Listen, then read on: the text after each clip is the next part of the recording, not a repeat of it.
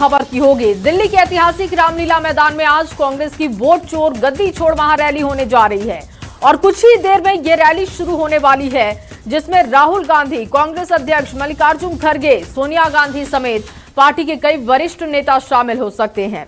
देखिए, कांग्रेस नेताओं के मुताबिक ये रैली वोट चोरी के खिलाफ चलाए गए देशव्यापी अभियान का अगला चरण है, जिसके तहत करीब 5 करोड़ से ज्यादा लोगों ने हस्ताक्षर किए, जिनमें दिल्ली से लगभग 4 लाख हस्ताक्षर शामिल हैं। दिल्ली के अलावा बताया जा रहा है कि बाकी जगहों से भी हस्ताक्षर को शामिल किया गया है। प्रदेश कांग्रेस कमेटी ने रैली को सफल बनाने के लिए हर वार्ड में कंट्रोल रूम सक्रिय किया और कार्यकर्ताओं से लगातार संपर्क किया जा रहा है ताकि अधिकतम भागीदारी सुनिश्चित हो सके। तो दिल्ली में आज ये महारैली आयोजित की गई है, जिसमें कांग्रेस के तमाम बड़े नेता हैं। एसआईआर के खिलाफ कांग्रेस की महारैली, जिसको राहुल गांधी संबोधित करेंगे।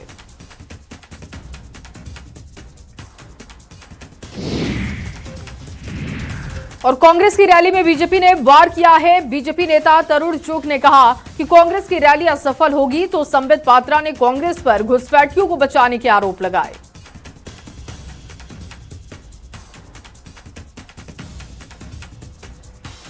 ये जो एसआईआर को लेकर रैली हो रही है, ये केवल और केवल किस प्रकार से घुसपैठियों को बचाने का कवायद आगे बढ़ाया जा सके, घुसपैठियों को बचाने की जो रैली है वही कांग्रेस पार्टी कर रही है। वो वॉकआउट करती है घुसपैठियों के नाम पे। आप सुनिए, प्रधानमंत्री जी ने भी कहा था इस विषय को बिहार के चुनाव के समय। आप सुनिए किस प्रकार से सदन में खड़े होकर अमित जी ने जब घुसपैठियों के विषय में कहा, तब तुरंत वॉकआउट करती है कांग्रेस पार्टी। स्वाभाविक रूप से कांग्रेस पार्टी को सोचना होगा कि आखिरकार ये जो अपीजमेंट की राजनीति है, तुष्टीकरण की राजनीति है, कब तक ये करेगी। राहुल गांधी की भ्रष्ट, नुसिखिया, नालायक, जनता द्वारा बार बार नकारे गए युवराज व युवरानियों की ये विदेशी घुसपैठियों को मताधिकार देने की जो लड़ाई,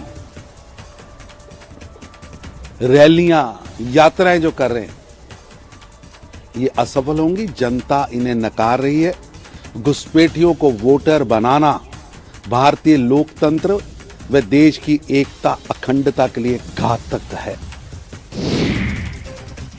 और वहीं दिल्ली के रामलीला मैदान में हो रही कांग्रेस की रैली में बिहार के तमाम नेता पहुंचे हुए हैं। बिहार से बड़ी संख्या में नेता शामिल हो रहे हैं और ऐसे में बिहार बीजेपी के अध्यक्ष राजेश राम ने बयान दिया और कहा कि बिहार बीजेपी के लिए प्रयोग था, अब देश भर में एसआईआर कराया जा रहा है।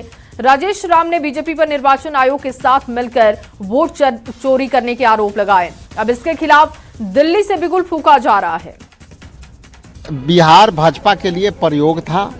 भाजपा के साथ जो है मिल करके, इलेक्शन कमीशन से मिल करके वो प्रयोग, आप जानते हैं कि हम लोग लगातार जिस तरह से हम लोगों ने जो है आंदोलन किया, आज बिहार में एसआईआर के माध्यम से और इलेक्शन कमीशन से मिल करके वोट चोरी कर ली गई है। और उसी के बिहार में जो वोटर अधिकार यात्रा चली, वो वोटर अधिकार यात्रा के बाद हम लोग जो है दिल्ली से राहुल गांधी जी के नेतृत्व में, खड़गे साहब के नेतृत्व में हम लोग बड़ी लड़ाई लड़ने की बिगुल फूंक रहे हैं।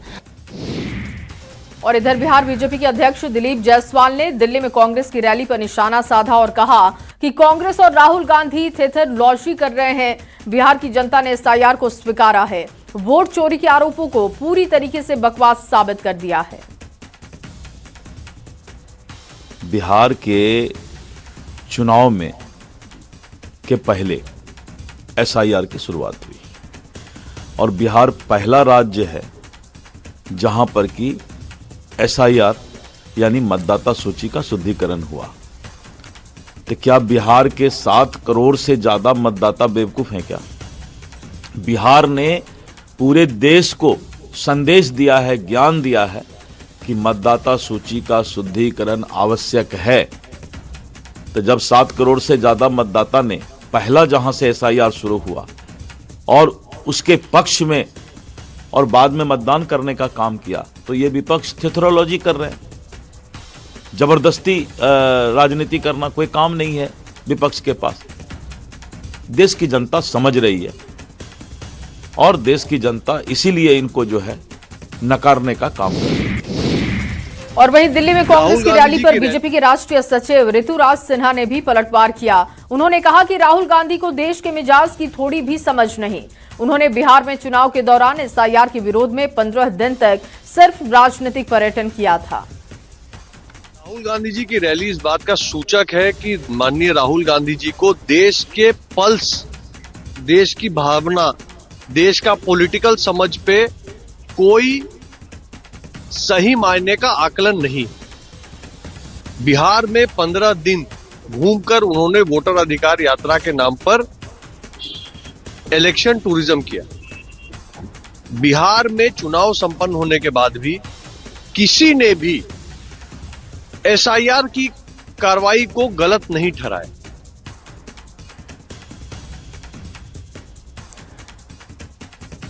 और वहीं बीजेपी के राष्ट्रीय प्रवक्ता शहनवाज हुसैन ने भी दिल्ली में कांग्रेस की रैली पर निशाना साधा। उन्होंने कहा कि कांग्रेस अपने कर्मों और गलत नीतियों की वजह से हर जगह जीरो पर रही, लेकिन राहुल गांधी इसका ठिकरा निर्वाचन आयोग पर फोड़ना चाह रहे हैं। लेकिन इस रैली से कांग्रेस को कुछ हासिल नहीं होने वाला। एसआईआर पर चुनाव आयोग पर अपना दोष देना चाहते हैं। उनको मालूम होना चाहिए कि कांग्रेस अपने कर्मों से हार रही है, अपनी नीति से हार रही है, अपने नेतृत्व की खामियों की वजह से हार रही है।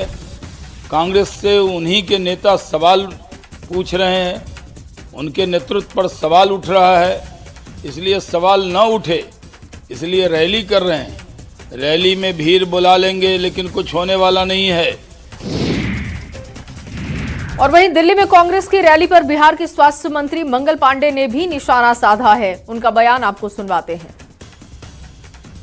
राहुल गांधी और कांग्रेस पार्टी को पूरी तरीके से देश की जनता ने रिजेक्ट कर दिया, जिसके नेतृत्व में कांग्रेस पार्टी 95 बार इस देश में हार चुकी हो। अब वो किसी तरह का रैली करे तो उसका कोई इम्पैक्ट होना है, ऐसा बिल्कुल नहीं। राहुल गांधी अप्रासंगिक हो चुके हैं पूरी तरीके से और कांग्रेस पार्टी भी अब अप्रासंगिक होते जा रही है।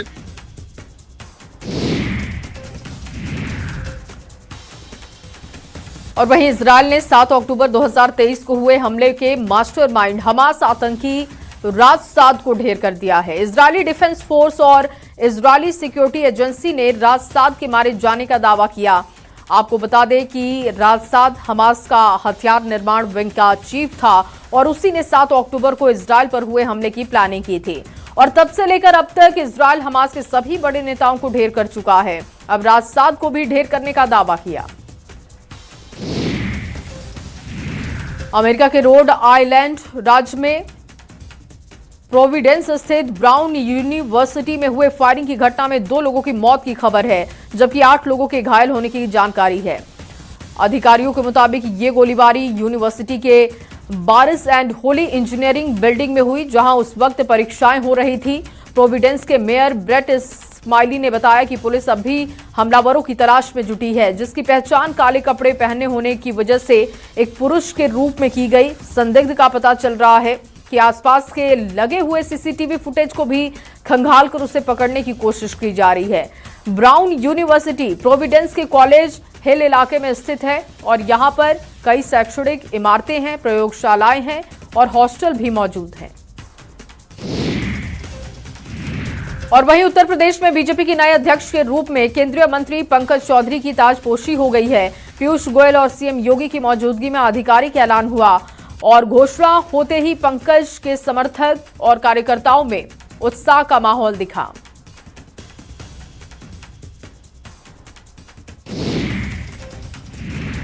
और वहीं कश्मीर में लंबे इंतजार के बाद आखिरकार घाटी में बर्फबारी शुरू हो चुकी है। ऊंचाई वाले इलाकों में बर्फ गिरना शुरू हो चुका है। बांडीपोरा का गुरेज में भारी बर्फबारी की जानकारी, जिससे कि पूरा इलाका बर्फ की चादर में ढक गया। जहां तक नजर जा रही हो वहां तक से बर्फ ही बर्फ दिख रहा है। बीते कई दिनों से -डिग्री टेम्परेचर की वजह से घाटी के नदी नाले भी जम चुके हैं। ठंड से शुष्की बढ़ती जा रही है, बीमारियों का खतरा बढ़ रहा है। लोग मौसम की नमी की वजह से बर्फबारी का इंतजार कर रहे थे। मौसम विभाग ने 13 दिसंबर से लेकर 18 दिसंबर तक बर्फबारी का अनुमान जाहिर किया था। ये तस्वीरें जो आप देख रहे हैं ये 13 तारीख की रात की बताई जा रही है, जिससे गुरेज घाटी का इलाका सफेद हो चुका है। सड़कों पर बर्फ की मोटी परत जम चुकी है। गाड़ी चलाने में भी लोगों को दिक्कत हो रही है। और देखिए, नई सरकार बनने के बाद मुख्यमंत्री नीतीश कुमार लगातार एक्टिव हैं। वो हर जगह जाकर विकास कार्यों का जायजा ले रहे हैं। जहां कमी है उसकी समीक्षा हो रही है। ऐसे में आज सीएम नीतीश कुमार पटना के न्यू पुलिस लाइन पहुंचे। पुलिस कर्मियों को बेहतर सुविधा, खाने पीने की अच्छी व्यवस्था हो, इसके साथ ही कैंटीन और पुरुष सिपाही बैरक का उद्घाटन हुआ। इस दौरान गृह मंत्री सम्राट चौधरी भी उनके साथ मौजूद थे। सीएम को देखकर वहां पर लोगों में उत्साह भी दिखा। सीएम की सौगात को लेकर पुलिसकर्मी भी काफी उत्साहित दिखे। और आपके सामने बड़ी खबर पटना से ये बड़ी जानकारी आपको दे रहे हैं। पालीगंज में अवैध बालू परिवहन के खिलाफ बड़ी कार्रवाई हुई। महाबलीपुर सोनघाट नहर के पास छापेमारी की गई, जिससे कि 4 गाड़ियों के पास वैध परिवहन चालान नहीं थे। साथ ही गाड़ियों पर क्षमता से ज्यादा बालू लदा हुआ था। चारों हाईवा को जब्त कर कार्रवाई शुरू कर दी गई है। महाबलीपुर के पास सोन नहर घाट के पास अवैध बालू का परिवहन किया जा रहा है। इसकी सूचना तुरंत माइनिंग पदाधिकारी को दी गई तथा एक संयुक्त धावा दल का गठन किया गया तथा उक्त जगह पर छापेमारी की गई। तो वहां पाया गया कि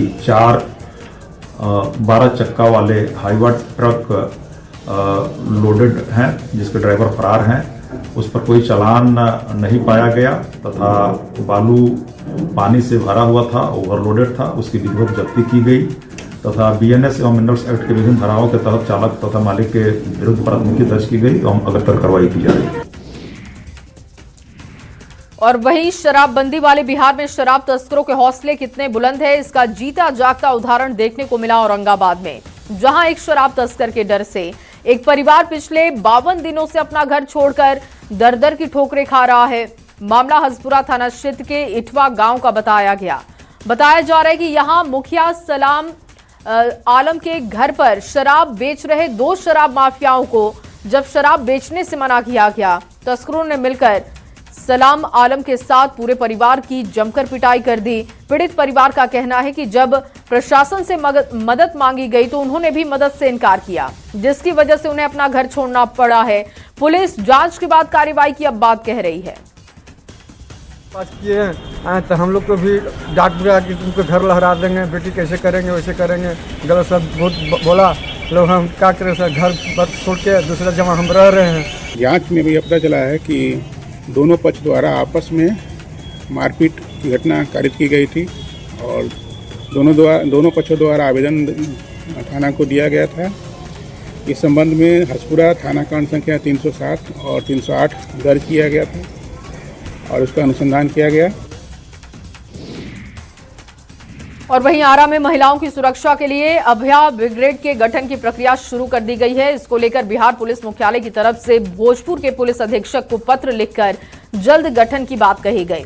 महिलाओं और छात्राओं की सुरक्षा को लेकर पुलिस ये कारगर पहल कर रही है, जिसके तहत महिलाएं और लड़कियों पर हो रहे अपराध को रोका जा सकता है।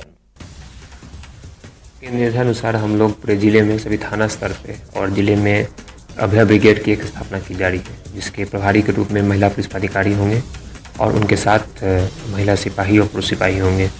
इनका कार्य होगा जो जहां बच्चे बच्चियां खासकर लड़कियां जहां स्कूल में पढ़ाई कॉलेज में पढ़ाई करते हैं।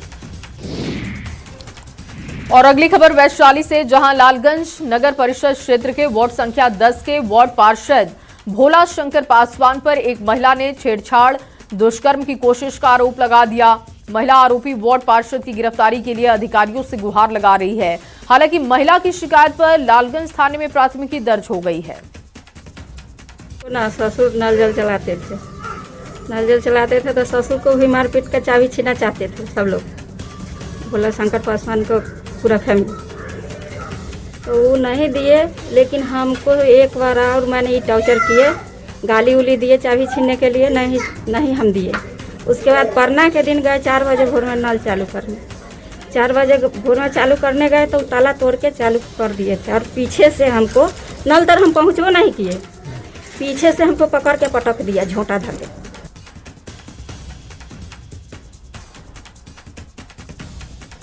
और वहीं पटना के गांधी मैदान में पुस्तक मेला लगा हुआ है और इस बार मेले में सबसे अधिक युवा दिखाई दे रहे हैं जो जमकर अपनी पसंदीदा किताबों की खरीदारी कर रहे हैं। आज के दौर में रामधारी से दिनकर फणीश्वर नाथ रेणु की किताबों की खासकर ज्यादा डिमांड हो रही है। इस बार रश्मि रथी किताब की सबसे अधिक बिक्री हुई है। मेला आंचल का डिमांड भी लगातार बढ़ता हुआ देखा जा रहा है। सीतामढ़ी से खबर, सीतामढ़ी से गुजरने वाली लखनदेई नदी की बदहाली अब दूर होगी।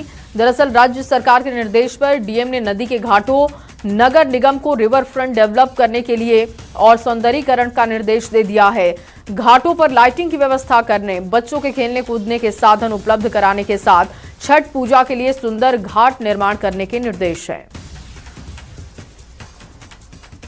पक्का घाट हो जहाँ पे छठ भी किया जा सके, साथ में वहाँ पे बैठने की प्रॉपर व्यवस्था हो, लाइटिंग की व्यवस्था हो, बच्चों के लिए छोटा सा पार्क हो, ओपन जिम्नेजियम हो और वहाँ पे हम लोग आरती की नियमित व्यवस्था कर सकें ताकि जो यहाँ पे श्रद्धालु और पर्यटक भी आए तो उनके लिए भी एक आकर्षण का स्रोत हो। और वहीं सासाराम रेलवे स्टेशन पर यात्रियों की सुविधा के लिए बना एस्केलेटर अब सिर्फ स्टेशन की शोभा बढ़ा रहा है। कुछ महीने पहले बनकर तैयार हुआ एस्केलेटर अब बंद हो चुका है, जिससे यात्रियों को काफी परेशानी का सामना करना पड़ता है। खासतौर पर बुजुर्गों को प्लेटफॉर्म पार करने में दिक्कत आती है। यात्रियों की मांग है कि जल्द से जल्द एस्केलेटर को ठीक कराया जाए ताकि बीमार और बुजुर्गों की परेशानी खत्म हो सके। सासाराम रेलवे स्टेशन पर यात्रियों की सुविधाओं के लिए आप देख सकते हैं कि स्वचालित सीढ़ी बनाई गई, एस्केलेटर बनाया गया, लेकिन दुर्भाग्य की बात है कि कुछ दिन चलने के बाद ये एस्केलेटर बंद है। आप देख सकते हैं किस प्रकार ये शोभा की वस्तु बनकर रह गई है। मैं आपको दिखाने की कोशिश करूंगा कि ये एस्केलेटर शुरू के दिनों में तो चली तो लोगों को लगा कि सासाराम को एक सौगात मिली है, लेकिन जिस तरह से ये एस्केलेटर बंद है, स्वचालित सीढ़ी बंद है और यात्री जो है कुछ लोग इंतजार कर रहे हैं कि आखिर ये बंद क्यों है, चल क्यों नहीं रही है। तो इसके चलने से यात्रियों को सुविधा थी कि जो बुजुर्ग यात्री थे और जो खासकर जो महिलाएं हैं, बुजुर्ग हैं, उन लोगों को सामान लेकर ऊपर चढ़ने में आसानी हो रही थी। तो कुछ यात्री हैं जी, बंद है ये? हाँ साहब, ये बंद है। हाँ, दिक्कत हो रहा है? हाँ, यात्रीगण को तो दिक्कत होगा ही आने जाने के लिए। ये तो चला था ना शुरू में तो कुछ प्रॉब्लम हो गया होगा तो इसलिए बंद कर दिए गए। क्या नाम है आपका? मेरा नाम अंकित कुमार है। अंकित हैं, आप देख सकते हैं कि बहुत ही बढ़िया एस्केलेटर बनाया गया है जी। या काम नहीं कर रहा है? नहीं, अभी तो फिलहाल काम नहीं कर रहा है यहाँ पे। हाँ, तो पहले शुरुआत में चला था। हाँ, तो फिलहाल अभी नहीं चल रहा है। अभी हम लोग आए हैं, देखो नहीं चल रहा है यहाँ पे। इसके जब चलता तो बहुत सुविधा रहती है। हाँ हाँ, बहुत सामान वगैरह ले जाने। हाँ, बहुत रहता है सामान, जो ऊपर ले जाने में आराम रहता है। बैग वगैरह है, झोला वगैरह है। जी जी। क्या नाम है आपका? अमन कुमार। ये अमन कुमार है। तो एस्केलेटर जो है वो यहाँ पर करोड़ों की लागत से खर्च होकर बनाया गया, लेकिन इसके रख रखाव की वो मुकम्मल व्यवस्था नहीं हो सकती। कई जगह गंदगी देखने को मिल रहा है। तो सासाराम का एस्केलेटर को लेकर, स्वचालित सीढ़ी को लेकर लोगों में काफ़ी आशा जगी कि ये जब चालू होगा तो कहीं ना कहीं सासाराम स्टेशन जो है आधुनिकीकरण की ओर बढ़ेगा। लेकिन कुछ दिन एस्केलेटर काम किया और उसके बाद ये स्वचालित सीढ़ियाँ जो है वो बंद पड़ी है, जिससे यात्रियों को दिक्कत हो रही है। अजीत कुमार, न्यूज़ 18, सासाराम। और वहीं बिहार सरकार भ्रष्टाचार और भ्रष्टाचारियों के खिलाफ लगातार कार्रवाई कर रही है, खासतौर पर वैसे लोग जिन्होंने गलत तरीके से अकूत संपत्ति अर्जित की है। भ्रष्टाचार के जरिए बनाई गई संपत्ति पर अब सरकार स्कूल खोलेगी और इसकी शुरुआत बिहार के पूर्व मुख्यमंत्री लालू प्रसाद से होगी। ये बयान खुद बिहार के उप मुख्यमंत्री और गृह मंत्री सम्राट चौधरी ने दिया। इससे पहले भी बिहार के पूर्व डीजीपी नारायण मिश्रा और आईएएस अधिकारी एसएस वर्मा ने भ्रष्टाचार के जरिए अर्जित की गई संपत्ति को जब्त कर स्कूल खोलने की बात कही थी, जहां आज भी बच्चे पढ़ते हैं। आपको संवाददाता अमित कुमार के रिपोर्ट के आधार पर ये जानकारी दे रहे हैं। गृह मंत्री सम्राट चौधरी ने कहा कि भ्रष्टाचार से अर्जित संपत्ति को जब्त करेंगे और उसमें स्कूल खोलेंगे। यह बयान जो है सम्राट चौधरी ने लालू प्रसाद यादव के शेखपुरा स्थित एक मकान को लेकर कर दिया था। और अब हम बताना चाहेंगे कि इस तरह के फैसला पहले भी नीतीश सरकार जो है वो ले चुकी है। ये मकान जो देख रहे हैं बिहार के पूर्व डीजीपी जो है नारायण मिश्रा का ये मकान है। इस मकान को जो है बिहार सरकार ने जब्त किया था, चूंकि नारायण मिश्रा पे भ्रष्टाचार में लिप्त होने का आरोप था। आरोप जो है वो सत्यापित हुआ, फिर मामला कोर्ट में विचाराधीन रहा। कई वर्षों तक कोर्ट में सुनवाई के बाद यह कोर्ट ने फैसला दिया कि जो इनकी संपत्ति है, जो नारायण मिश्रा ने अर्जित कर रखी है, यह आलीशान मकान। और चलिए यहाँ रुकेंगे एक छोटे से ब्रेक के लिए, जल्द हाजिर होंगे, आप बने रहिए हमारे साथ।